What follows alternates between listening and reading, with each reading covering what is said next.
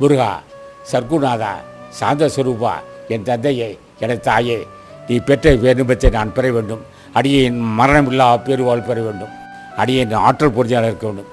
ஆக முருகப்பெருமான ஆசி இருந்தால் இல்லை ரொம்ப நல்லாயிருக்கும். துறவு ரொம்ப சிறக்க. துறவு என்னன்னு கேட்டான்.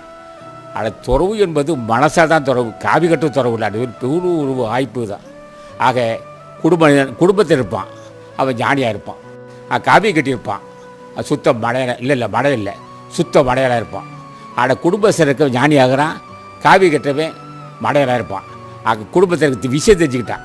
மனைவிக்கிட்டே இருப்பான், மக்கள்கிட்ட இருப்பான், வியாபாரம் செய்வான், விவசாயம் செய்வான், உத்தியோகம் பார்ப்பான். அந்த கதை சொல்லுவான், முருகா அடியனுக்கு ஞான சித்திக்கணும் தாயே, முருகா அடியனுக்கு ஞான சித்திக்கணும் சொல்லிக்கிட்டே இருப்பான்.